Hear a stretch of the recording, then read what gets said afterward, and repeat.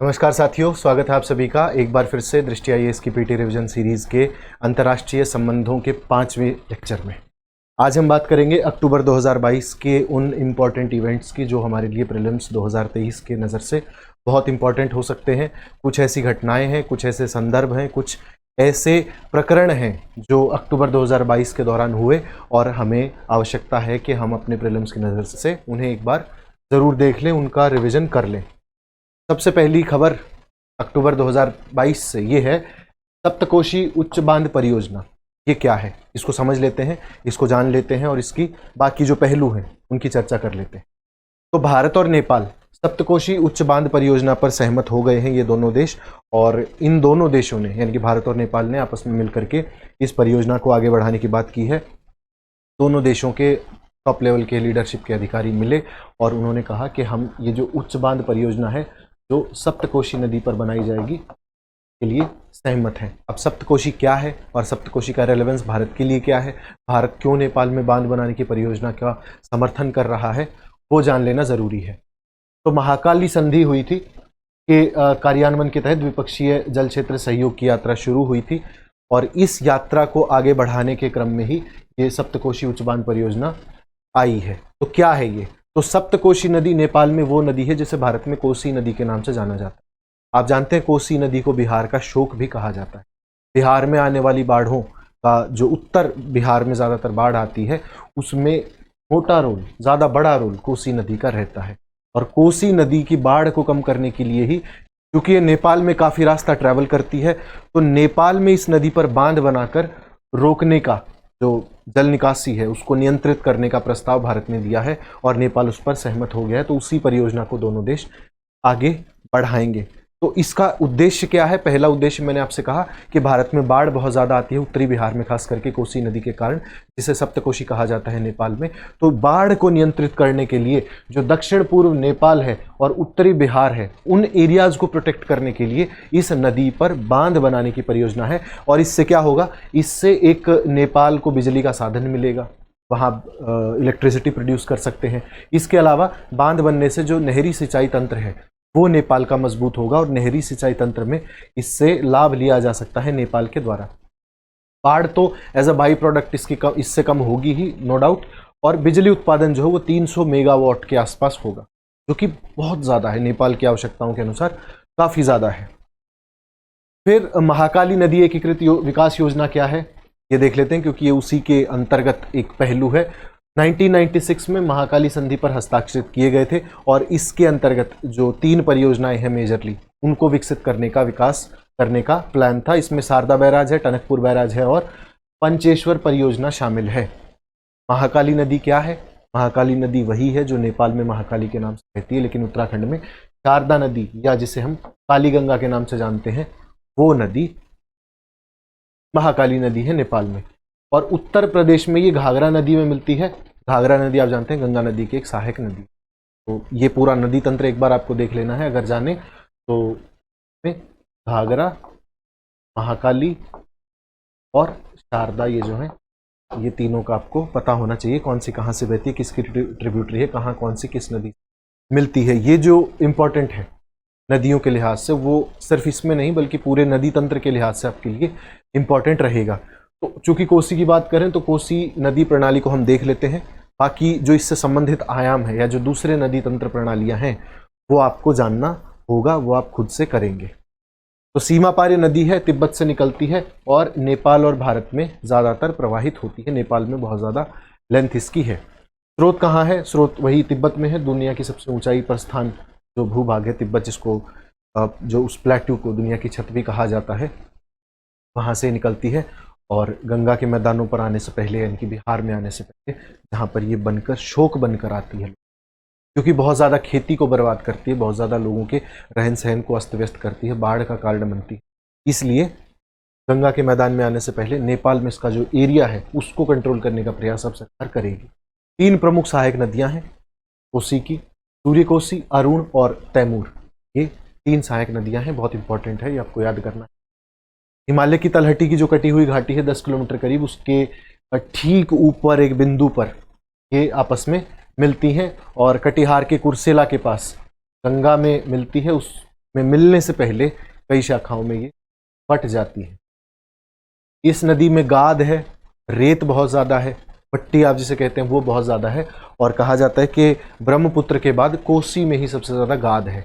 और यही एक कारण है, क्योंकि आप देखते हैं कि जब बाढ़ आती है तो बहुत दिनों तक पानी नहीं उतर। उसका एक कारण ये भी है कि जो अपर लेयर है ग्राउंड की, उत्तरी बिहार में कटिहार के आसपास के इलाकों में, उस ऊपरी लेयर पर जो गाद है वो जम जाती है और नीचे जो पानी का जमाव है, पानी का जो रिसाव है वो नहीं हो पाता। इसलिए गाद के कारण ये और ज़्यादा खतरनाक हो जाती है, बिहार का शोक कहते हैं, और 21,000 वर्ग किलोमीटर के एरिया को ये प्रभावित करती है, बहुत ज़्यादा एरिया। उसके अलावा उपजाऊ भूमि को, कृषि भूमि को प्रभावित जब करती है तो अर्थव्यवस्था पर इसका सीधा नुकसान पड़ता है। अर्थव्यवस्था कैसे प्रभावित होती है? गरीब किसान है, उसका सा भूमि का टुकड़ा है, उसमें बाढ़ आ जाती है, वो अपने रहन सहन को अस्त व्यस्त करके अपने को आर्थिक रूप से कमजोर पाता है कि फसल बर्बाद हो। ये सीधा सीधा असर है बिहार की अर्थव्यवस्था पर कोसी नदी का। तो उम्मीद है कि इससे कमी आएगी। ये अक्टूबर में घटनाक्रम पूरा हुआ। इससे संबंधित आयामों पर आपको थोड़ा सा अपने स्टैटिक को और मजबूत करना है। करंट अफेयर्स की हम बात यहाँ पर। सप्तकोशी उच्च बांध परियोजना के अंतर्गत जो अदर इनिशिएटिव्स हैं जो भारत और नेपाल के बीच लिए गए हैं, जैसे build on operate and transfer, ये बनाइए, ऑपरेट करिए और ट्रांसफर कर दीजिए। ये बूट परियोजना है भारत और नेपाल के बीच में। तो भारत नेपाल संबंधों को जब पढ़ेंगे तो कुछ ऐसी चीजें हैं जो आपको देखनी पड़ेंगी। तो उसमें बूट एक है, 2008 में नेपाल सरकार और भारत का जो SJNV है, सतलुज जल विकास निगम लिमिटेड, उन दोनों के बीच एक सहयोग समझौता होता है जिसे बूट कहा जाता है, build on operate and transfer. इसमें क्या किया जाता है? केवल एक समझौता ज्ञापन है।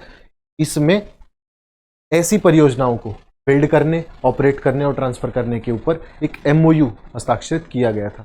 जल विद्युत परियोजनाएं हैं जिसमें से पश्चिम सेती जल विद्युत परियोजना है, उसमें निवेश करने के लिए आमंत्रित किया गया था भारतीय कंपनियों को कि आप आइए, इसमें निवेश कीजिए, इसमें और इसको डेवलप कीजिए।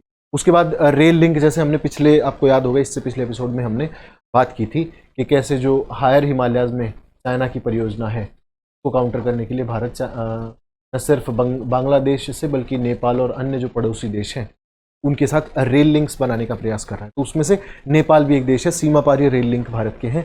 जयनगर जो कि बिहार में है और कुर्था जो कि नेपाल में है, 35 किलोमीटर क्रॉस बॉर्डर रेलवे चलती है। इसके अलावा बिजलापुर और बर्दिवास तक इसे बढ़ाया जाएगा। ठीक है, 35 किलोमीटर की लाइन चलती है बिहार और नेपाल, वो ट्रांसपोर्टेशन के लिए यूज की जाती है। इससे संबंधित एक प्रश्न है, वो देख लेते हैं। निम्नलिखित युग्मों पर विचार करना, 2016 का प्रश्न है। ये समाचारों में कभी कभी आने वाले समुदाय हैं और ये वहां पर उनसे संबंधित विषय हैं या देश कह लेंगे, कौन से देश में रहते हैं लोग। तो कुर्द कहाँ रहते हैं, मधेसी कहाँ रहते हैं, रोहिंग्या कहाँ रहते हैं, बांग्लादेश, नेपाल या म्यांमार में से आपको मिलाना है। केवल 1 और 2, केवल 2, 2 और 3 और केवल 3, ये आपके ऑप्शन है। आपको सही मिलान करना है कि कौन सा किससे मिलता है। ठीक, आप देखिए कि कौन।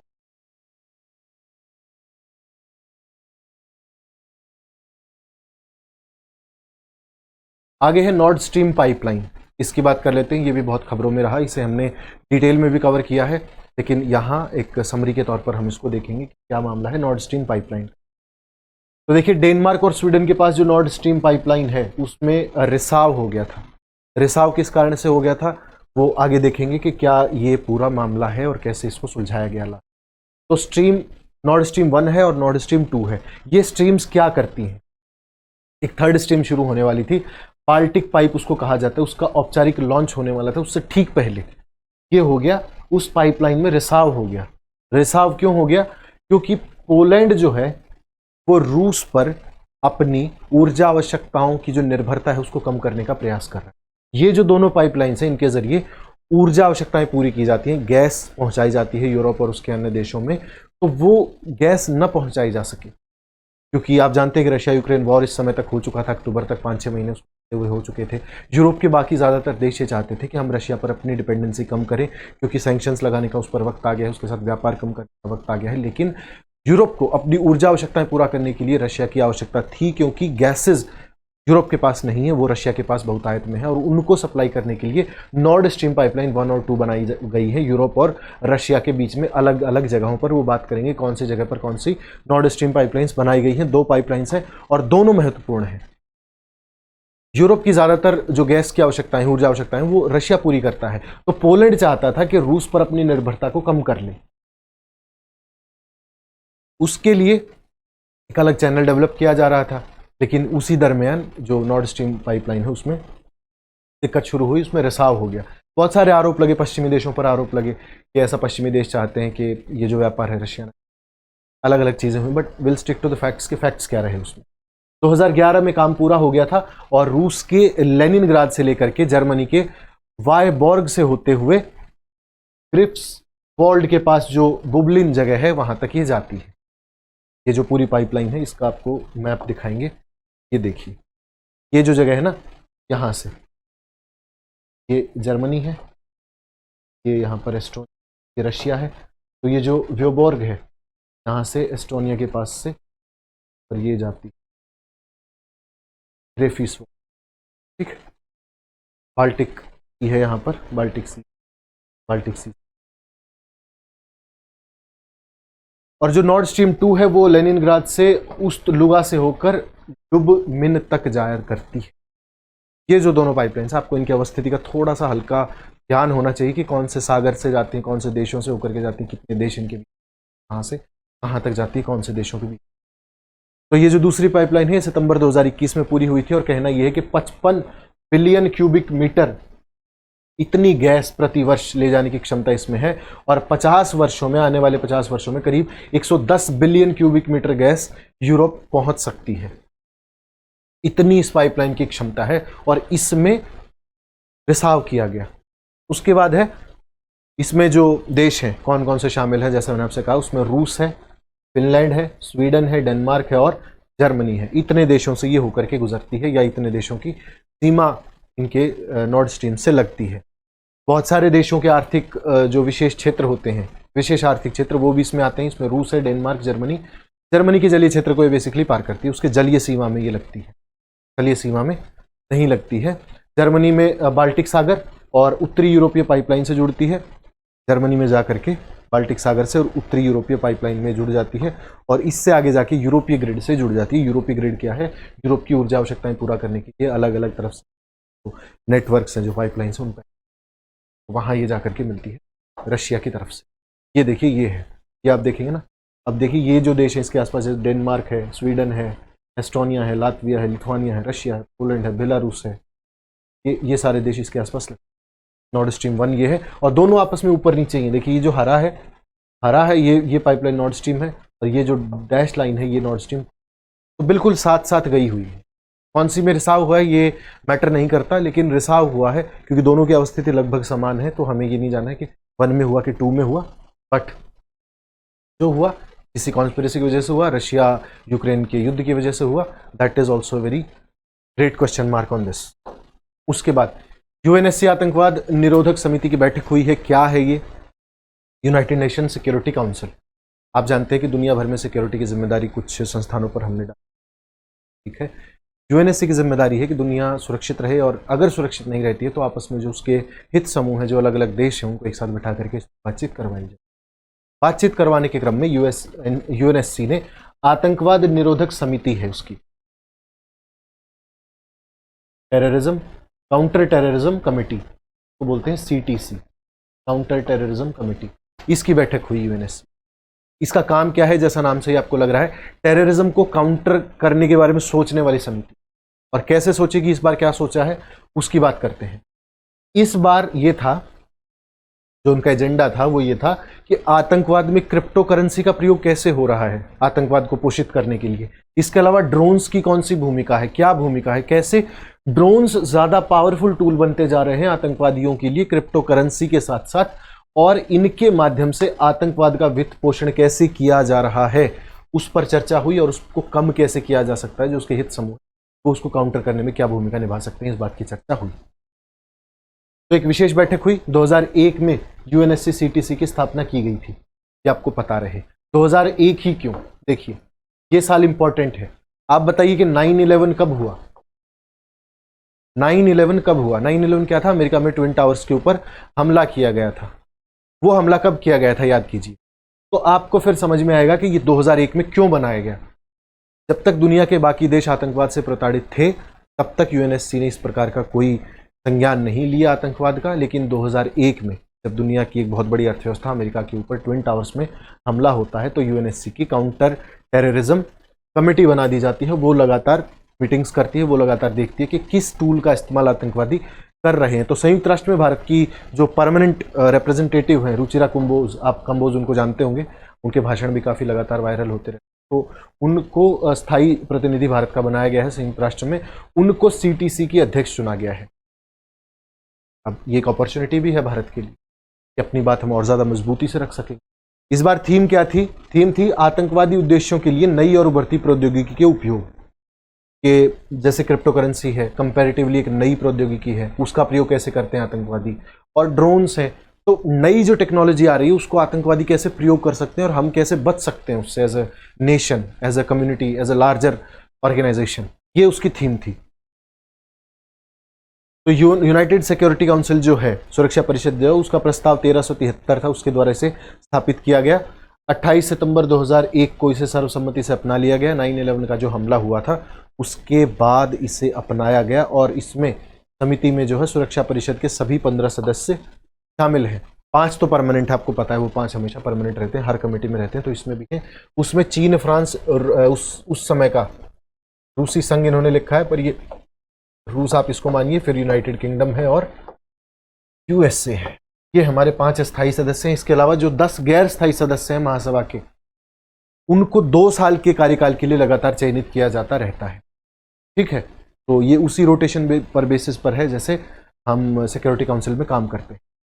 इस बार की बैठक में भारत ने क्या कहा वो हमारे लिए ज़्यादा इंपॉर्टेंट है। भारत ने पहले कहा कि ऐसे 5 बिंदु लिख लीजिए जो भारत की तरफ से गए हैं और जो हमें आतंकवाद के खिलाफ, अगर हम कोई आंसर लिख रहे हैं, कोई हम अपनी कैलकुलेशन कर रहे हैं या हमें आवश्यकता है बिंदुओं की, तो ये बिंदु हो सकते हैं। पहला बिंदु भारत ने कहा कि हमें आतंकवाद से बचने के लिए लगातार प्रयास करने चाहिए, प्रभावी प्रयास करने। इसका प्रभावी का क्या मतलब होता है? वो उपाय जो काम करे। ऐसे उपाय नहीं जो सर दुनिया बोलती रहे, दिखाती रहे, कहती रहे कि हम कर रहे हैं लेकिन कर कुछ ना। ऐसा हमें नहीं करना चाहिए, हमें प्रभावी कार्य करना चाहिए। उसके अलावा जैसे FATF है, फाइनेंशियल एक्शन टास्क फोर्स, यानी कि वो देश जो आतंकवाद को बढ़ावा देते हैं उन पर किसी प्रकार के वित्तीय निलंबन लगाए जाएं, उनको ग्रे लिस्ट, ब्लैक लिस्ट किया जाए, उनको बाकी दुनिया के देशों से व्यापार करने से काट दिया जाए, या उन पर ऐसे सैंक्शंस लगाए जाएं जिससे वो आगे से ऐसी कार्रवाइयां ना करें। तो एक तो FATF जैसे काम, प्लस FATF के साथ साथ जो अन्य ऐसे मंच हैं जो ये काम कर सकते हैं उनको समन्वित करना चाहिए। इसका क्या मतलब हुआ कि जैसे मान लीजिए G20 है, तो G20 में कोई पर्टिकुलर देश आता है लेकिन वो आतंकवाद को बहुत ज़्यादा बढ़ावा दे रहा है, तो उसको हम एक्सक्लूड करेंगे, उसको हम नहीं बुलाएंगे मीटिंग्स, उसका बहिष्कार करेंगे। ऐसे काम करने के बाद वो उस देश की जिम्मेदारी हो जाएगी कि वो अपने आप को सुधारे, आतंकवाद जैसी गतिविधियों को बढ़ावा ना दे, उनमें एक पार्टी ना बने खुद। तो जब हम ऐसा करेंगे तो आतंकवाद को कम करने पर हम सोच सकते हैं। फिर राजनीतिक कारणों से प्रभावी नहीं होनी चाहिए जो प्रतिबंध की प्रक्रिया है। अब जैसे मैंने आपसे कहा कि मान लीजिए 20 देशों का समूह, उसमें से एक देश आतंकवाद को पोषित करता है और फिर जब हम उस पर सैंक्शंस लगाते हैं तो कोई दूसरा देश राजनीतिक प्रभाव में ये ना कहे कि आप इस पर बैन मत लगाइए, उसको वीटो ना करे। तो राजनीति से दूर हटकर कि आपको क्या फायदा होता है आतंकवाद से, ये सोचना चाहिए कि आतंकवाद एक लार्जर सोसाइटी के लिए एक धब्बा है, उससे हमें मिटाना चाहिए। ये भारत का पक्ष था। इसके अलावा आतंकवादी और उसके जो प्रयोजक हैं, ये इंपॉर्टेंट बात है। आतंकवाद के खिलाफ तो हम कार्रवाई कर लेते हैं, जैसे भारत में 26/11 हुआ तो हमने आतंकवादियों के खिलाफ कार्रवाई कर ली, लेकिन जो उसके प्रोमोटर्स हैं, जो उसके प्रयोजक हैं, उनके खिलाफ हमने क्या कार्रवाई की? वो तो साजिशें करके वो तो बचे रहे, हम उनके खिलाफ कुछ नहीं कर पाए। लेकिन जब ये प्रावधान होंगे, जब अंतर्राष्ट्रीय समुदाय इस बात पर एग्री करेगा कि हमें उसके प्रायोजकों के खिलाफ भी कार्रवाई करनी चाहिए, तब अंत में जाकर के हम आतंकवाद से सच्चे अर्थों में निपट पाएंगे। तो अब जहां से कोई आतंकवाद पैदा हो रहा है उसकी जड़ को खत्म करें, न कि आतंकवाद। ये भारत का सुझाव था। उसके बाद हथियारों और अवैध मादक पदार्थों की तस्करी है, उसको बहुपक्षीय प्रयासों से कम करने का प्रयत्न हमने करना चाहिए। ऐसा नहीं है कि एक देश बहुत लड़ रहा है, जैसे भारत फॉर एग्जांपल कि एक देश है एक्स देश किसी आतंकवादी के खिलाफ बहुत लड़ रहा है, लेकिन देश वाई है जो कि अंतर्राष्ट्रीय समुदाय में दोनों आपस में सहयोग के दावे करते हैं, लेकिन एक देश दूसरे देश के खिलाफ वायलेंस इन्वोक कर रहा है, आतंकवाद बढ़ा रहा है। ऐसा नहीं होना चाहिए समुदाय में।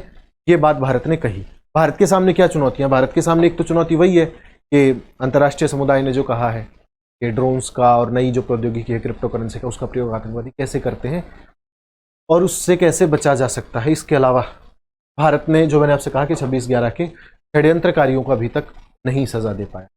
तो ये चुनौती है भारत के साथ। इसके अलावा जो जैसे आपसे कहा कि राजनीतिक दुर्भावना से प्रेरित नहीं होना चाहिए कोई कदम, तो भारत जब भी पाकिस्तान के खिलाफ कोई प्रस्ताव लेकर के आता है तो चीन उसमें वीटो करता है, बहुत बार फैसले होते हैं। तो वीटो आप जानते हैं कि वीटो का मतलब होता है कि उस बात पर आगे कोई प्रोसीजन नहीं आप कर सकते जब एक देश वीटो कर देता है इस प्रकार की परियोजनाओं। उसके अलावा जो नई नई मुद्राएं हैं, क्रिप्टो करेंसीज हैं, उनका प्रौद्योगिकी में गुमनामी से प्रयोग हो रहा है। मनी लॉन्ड्रिंग के जो प्रयास हैं, पहले तो क्रिप्टो से आप पैसे जनरेट करते हैं, उसको फिर आप मनी लॉन्ड्रिंग करते हैं और उसको फिर आप टेरर फंडिंग के लिए यूज करते हैं। तो इन्हीं कामों के लिए जून 2018 में पाकिस्तान को ग्रे लिस्ट में डाल दिया गया था FATF की। ये ग्रे लिस्ट क्या होती है? ग्रे लिस्ट होती है सचेत करने के लिए कि आप आतंकवादी गतिविधियां कर रहे हैं, आप ऐसे कार्यों में संलिप्तता आपकी पाई गई, अंतर्राष्ट्रीय संबंध से खुश नहीं है, तो या तो आप इसको कम कर लीजिए वरना आपको ब्लैक लिस्ट में डाल दिया जाएगा, आपके ऊपर बहुत सारे सैंक्शंस लग जाएंगे, आप दुनिया से व्यापार नहीं कर पाएंगे और आपकी जो एक छवि है उसको धूमिल कर दिया जाएगा। फिर जब कुछ ऐसे काम हुए भारत में जो भारत की संप्रभुता को लेकर के, भारत उसमें कोई क्वेश्चन नहीं है, लेकिन उस पाकिस्तान ने उस पर अपना एतराज जताया और जो बढ़ते आतंकवादी हमले हैं उसके लिए भारतीय स्टेट को ही उन्होंने जिम्मेदार माना।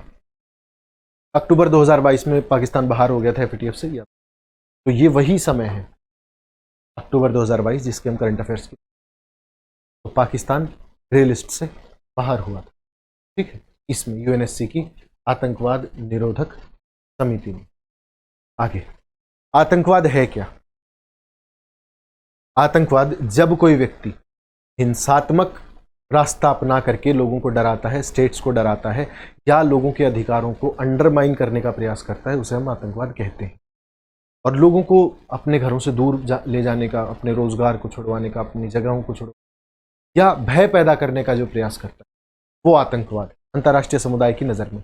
इससे किसी व्यक्ति की मृत्यु हो सकती है या उसे गंभीर चोट आ सकती है, ये हम उसका पैमाना रखेंगे। सार्वजनिक संपत्ति को नुकसान होता है, निजी संपत्ति को भी नुकसान होता है, स्थानों को नुकसान होता है, सुविधाओं और प्रणालियों को नुकसान पहुंचता है इससे, और किसी देश को बहुत बड़ा इकोनॉमिक क्राइसिस पैदा हो सकता है आतंकवाद। ये उसकी परिभाषा जो अंतर्राष्ट्रीय स्तर पर रिकॉग्नाइज कर ली गई। भारत की क्या पहले है? भारत चाहता है कि सुरक्षा व्यवस्था मजबूत हो, तटीय रेखा को मजबूत रखें, भारत में जहां से आतंकवादी घुसते हैं उन पर चाक चौबंदी और ज्यादा बढ़ाई जाए। इसके अलावा राष्ट्रीय जांच एजेंसी जो हमने बनाई थी आतंकवादी हमलों को देखते हुए उसको और ज्यादा मजबूत किया जाए, उसके तंत्र को मजबूत किया जाए। उसके अलावा हमने नेट ग्रिड बनाया है, राष्ट्रीय खुफिया ग्रिड इसे कहा जाता है। तो सुरक्षा संबंधी जो सूचनाएं होती हैं उसके लिए एक डेटाबेस ये है। 4 नए ऑपरेशनल हब हमने बनाए हैं राष्ट्रीय सुरक्षा गार्ड के लिए। उसके अलावा हमने इंटेलिजेंस ब्यूरो के तहत काम करने वाले जो मल्टी एजेंसी सेंटर हैं उनको मजबूत किया है, इस प्रकार से कि हम खुफिया तंत्र की जो जानकारी है, जो हमारे अलग अलग ऑर्गन्स हैं, जो हमारे अलग अलग इंस्टीट्यूशंस हैं, उनकी जानकारियों को हमने एक साथ रखा और सब आपस में एक दूसरे के साथ कर सकते हैं। ऐसे काम करने से हम अपने जो ऑर्गन्स हैं उनको और ज़्यादा मजबूत कर सकते हैं। उसके बाद नौसेना को विस्तारित समुद्र तट पर निगरानी करने के लिए संयुक्त अभियानों का भी गठन किया जाता है। बहुत सारी अलग अलग देशों की नेवीज के साथ, आर्मीज के साथ कोलैब करते हैं, हम ऐसे कदम उठाते हैं आतंकवाद।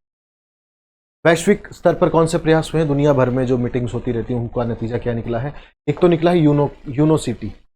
यूनोसिटी क्या है?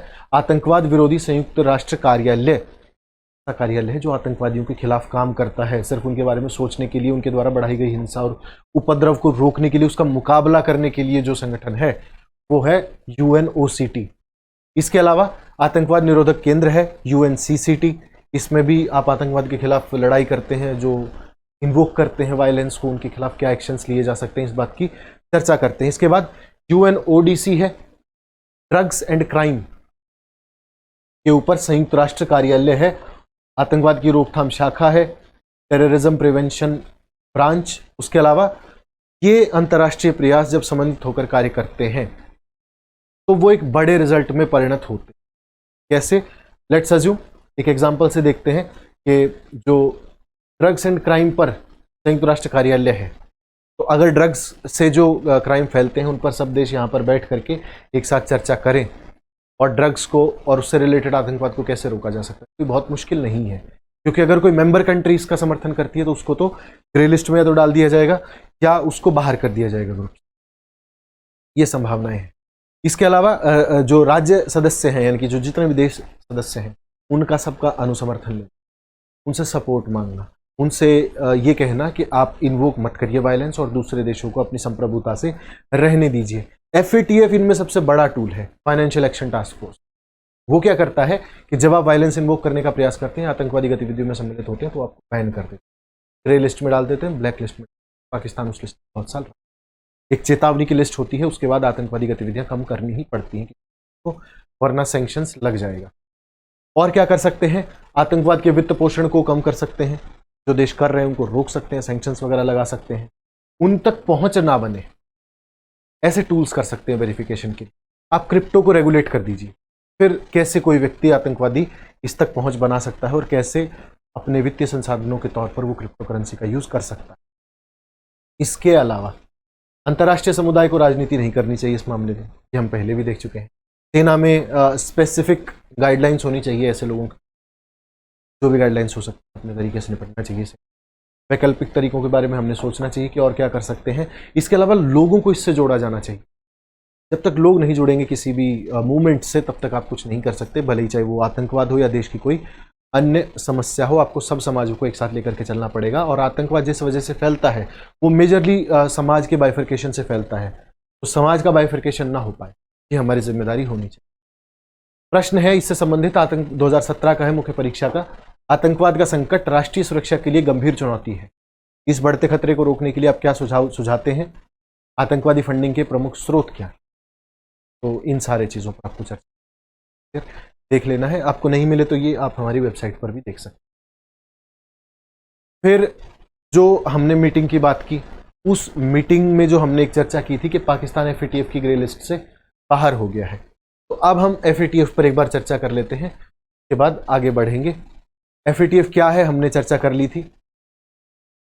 फाइनेंशियल एक्शन टास्क फोर्स है, देशों को ग्रे लिस्ट ब्लैक लिस्ट में डालता है। ये ऐसी लिस्ट्स होती हैं जो आतंकवाद फैलाने वाले देशों के खिलाफ जिनका प्रयोग किया जाता है, तो एक चेतावनी के तौर पर ये दिखाया जाता है। आप पर सैंक्शंस लग सकती हैं, बाकी जो सदस्य राष्ट्र हैं वो आपके मुखर खिलाफ हो सकते हैं, तो आपको चाहिए कि आप ऐसी कोई कार्रवाई ना करें जो आपको सैंक्शंस का सामना कराने पर मजबूर। देश इससे कई बार चेत जाते हैं, कई बार नहीं चेत। तो आतंकवादी वित्त पोषण और निगरानी करता, मनी लॉन्ड्रिंग आदि को देखता है। उद्देश्य क्या है? मनी लॉन्ड्रिंग को रोकना। मनी लॉन्ड्रिंग क्या होती है? पैसे की धुलाई, ब्लैक मनी को व्हाइट मनी, इसका काम है। उसके अलावा आतंकवाद के वित्त पोषण का मुकाबला करने के लिए जो भी संस्थान हम बना सकते हैं, जो जो स्टेप्स ले सकते हैं, काउंटर मेजर्स ले सकते हैं, वो लेना। इसके अलावा अगर कोई ऐसे हथियार उनके पास है जो सामूहिक विनाश के हैं, उनको कम करना, उन तक पहुंच को कम करना, ये FATF का एक लक्ष्य है। 1989 में इसका गठन किया गया था।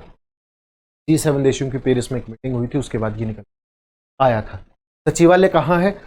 सचिवालय इसका पेरिस में स्थित है। OECD आर्थिक सहयोग और विकास संगठन के मुख्यालय में ही इसका मुख्यालय भी FATF स्थित है। क्यों है? क्योंकि ये भी एक आर्थिक सैंक्शन है, और जो चीज़ें अर्थ से रिलेटेड हैं, आर्थिक पक्षों से रिलेटेड है, उनका मुख्यालय एक साथ रखने में सुविधा होती है, सुगमता होती है। अभी करीब 37 सदस्य हैं और 2 क्षेत्रीय संगठन हैं, जिसमें यूरोपीय आयोग और खाड़ी सहयोग संगठन। 37 देश और 2 मेजर संगठन, जिनमें बहुत सारे हित समूह देश भी जुड़े। एकमात्र इसका पर्यवेक्षित देश है इंडोनेशिया। ऑब्जर्वर स्टेट एक ही है, वो भी मेंबर नहीं बना, वो कार्रवाइयां देख के बाद अपना मन बनाएंगे कि आना है नहीं आना। तो भारत 2006 में इसमें शामिल हो गया था पहले पर्यवेक्षक की सूची में, और 2010 में FATF का पूर्ण सदस्य भारत बन गया था। इसके बाद अगला नंबर होगा इंडोनेशिया। तो भारत के जो क्षेत्रीय साझेदार हैं, एशिया पैसिफिक ग्रुप और यूरेशियन ग्रुप, उनका भी सदस्य है। यानी कि भारत नहीं चाहता कि आतंकवाद को इन्वोक, आतंकवाद को बढ़ावा दिया जाए, और वो सारी चीज़ें जो आतंकवाद को बढ़ावा देती हैं, भारत लगातार प्रयास करता रहता है। ये हमें उनकी क्षेत्रीय जो साझेदारी है और अंतर्राष्ट्रीय स्तर पर जो काम करते हैं, उनसे नजर आता है। तो चेतावनी होती है ग्रे लिस्ट, ब्लैक लिस्ट उसका अंतिम परिणाम होता है। इसके बाद है भारत ब्रिटेन संबंध। इस संदर्भ में ऋषि सुनक आप जानते हैं, ब्रिटेन के 57 में प्रधानमंत्री बन गए हैं। उससे पहले जॉरिस जॉनसन थे, लिज ट्रस थी, उनको अपदस्थ कर दिया गया, हटा दिया गया, नो कॉन्फिडेंस मोशन के खिलाफ पास कर दिया गया। तो एक भारतीय वंशी, आप जिसको कह सकते हैं कि पर्सन ऑफ इंडियन ओरिजिन, ये भी आप कह सकते हैं कि उनके माता पिता जो है वो भारतीय थे, इसलिए भारतीय मूल के किसी व्यक्ति का ब्रिटेन का प्रधानमंत्री बनना एक तो भारत की कॉलोनियल लेगेसी के बाद एक बहुत ऊंचा पॉइंट भारत के संदर्भ में है, लेकिन उसके अलावा भारत और ब्रिटेन के संबंधों के लिए भी जरूरी है। तो ये अक्टूबर में बने थे, अक्टूबर में बनने के बाद हमारे लिए इंपॉर्टेंट हो गया था, हमने इसकी वैसे भी चर्चा की थी, आज भी इसकी एक बार फिर से चर्चा कर लेते हैं। तो कंजर्वेटिव पार्टी के तीसरे प्रधानमंत्री हैं 50 दिनों के अंदर, बोरिस जॉनसन, लिज ट्रस और ऋषि सुनक। ये उन 50 दिनों की बात कर रहे हैं जो उस वक्त घटनाक्रम चल रहा था। अविश्वास आ गया था दोनों के खिलाफ, क्यों? क्योंकि उनकी पॉलिसीज में अविश्वास था लोगों को, जो वहां पर हाउस है उसको, और इन्हें बाद में बनाया गया। तो भारत कैसे अपने संबंध सुधार सकता है? भारतीय मूल का व्यक्ति बना है तो भारत के लिए एक मौका है, क्योंकि उस व्यक्ति को भारत की ज़्यादा समझ होगी बजाय किसी अन्य ब्रिटिश प्रधानमंत्री के। तो क्या भारत ऐसे मौके का, ऐसे ऐतिहासिक मौके का फायदा उठा सकता है अपने संबंधों को ब्रिटेन से सुधारने के लिए? अब देखिए, सिंपल अगर कहें तो ब्रिटिशर्स का भारत से संबंध एकमात्र सिर्फ व्यापार का संबंध नहीं है, उसमें बहुत सारी चीज़ें हैं। तो उसको कैसे सुधार सकते हैं? एक तो जो आइडियोलॉजिकल डिफरेंसेस हैं दोनों देशों के बीच में, उसको सुधार सकते हैं। एक कॉलोनियल मास्टर है और दूसरा उसकी कॉलोनी रहा हुआ है, तो अब वो शायद उस आपको बराबरी के स्तर पर कभी ना देख सके। भले ही आपको सम्मान दें, भले ही आपको रिकग्नाइज करें, लेकिन deep with in their minds they know कि ये हमारी एक वक्त कॉलोनी रही। जैसे हमारे जहन में कोई चीज़ बैठ जाती है जो कि ऐतिहासिक तथ्य होती है, उसको हम निकाल नहीं पाते पीढ़ियों के बावजूद, तो शायद उस मेंटेलिटी से निकालने में ये हमारी मदद करे। और आर्थिक खुलापन, अंतर्राष्ट्रीय प्रतिस्पर्धा में थोड़ा सा और ज़्यादा कंपेटिटिवनेस, भारत से व्यापार में सुधार और अन्य समझौते जो हैं वो तो निश्चित तौर पर भारत देख ही रहा होगा ऋषि सुनक के आने के बाद। कैसे सुधार सकता है भारत संबंध? एक तो हिंद प्रशांत क्षेत्र जो है, जिसकी हम लगातार बात करते रहते हैं, इसको हम इंडो पैसिफिक कहते हैं। तो इंडो पैसिफिक में सुधार करने के लिए भारत एक तो देखिए क्या क्या काम कर रहा है। एक तो ऑकस है उसके लिए, तो इस प्रकार के जो गठबंधन हैं भारत के इंडो पैसिफिक में, उनमें भारत के नज़रिए से ब्रिटेन का मौजूद रहना और ऋषि सुनक का मौजूद रहना भारत के लिए और ज़्यादा अपॉर्चुनिटीज़ खोल सकता है, पहला। उसके अलावा जो रक्षा और अंतर्राष्ट्रीय सुरक्षा साझेदारी है, यानी कि डिफेंस में ब्रिटेन भारत की क्या मदद कर सकता है और अंतर्राष्ट्रीय राजनीति के स्तर पर क्या किसी अंतर्राष्ट्रीय मंच भारत का पक्ष ले सकता है जहां भारत को उसकी आवश्यकता है।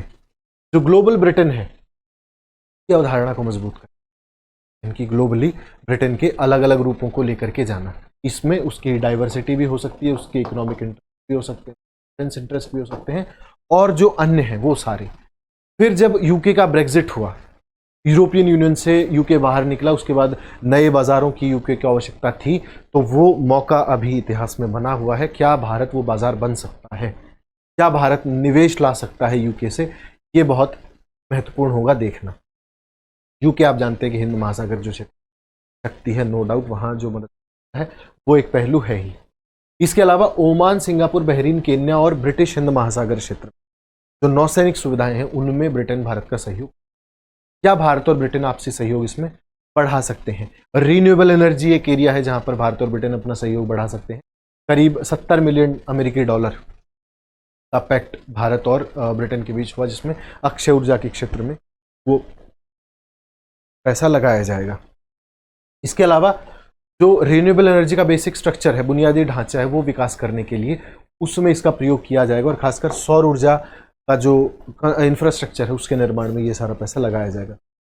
इसके अलावा एग्रीकल्चर है, हॉर्टिकल्चर है, जिसमें मत्स्य पालन है, फार्मा है, और कृषि उत्पादों को और जो नई नई तकनीकें हैं उन तक सेवाएं पहुंचाना, ये जो सहयोग है इसका एक महत्वपूर्ण बिंदु हो सकता है। फिर है गहन श्रम निर्यात के लिए शुल्क रियायत की मांग की जा सकती है कि भारत जो लेबर इंटेंसिव काम करता है उसमें अगर भारत को थोड़ा सा शुल्क में कमी मिल जाती है तो जो लेबर है उस तक आप वो बेनिफिट्स डायरेक्टली पहुंचा, ये ब्रिटेन और भारत की साझेदारी कर सकती है। ये कुछ पहलू हैं, हमने चर्चा की।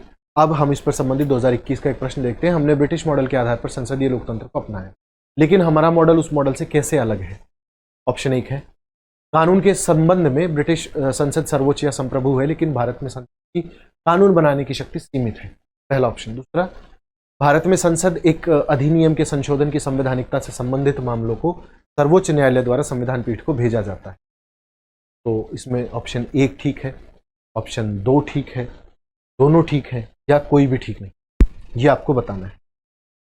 तो हम अक्टूबर 2022 के करंट अफेयर्स की चर्चा को करते हैं समाप्त। आज के लिए इतना ही। आपको ये एपिसोड कैसा लगा हमें कमेंट करके ज़रूर बताएं। आपकी राय, प्रतिक्रिया, सुझाव जो भी हैं कमेंट बॉक्स में ज़रूर लिखें, लाइक करें। और आगे आप क्या देखना चाहते हैं, अन्य सुझाव आपके जो भी हैं वो कमेंट बॉक्स में। मिलते हैं पीटी रिवीजन के अगले एपिसोड में। बहुत बहुत धन्यवाद।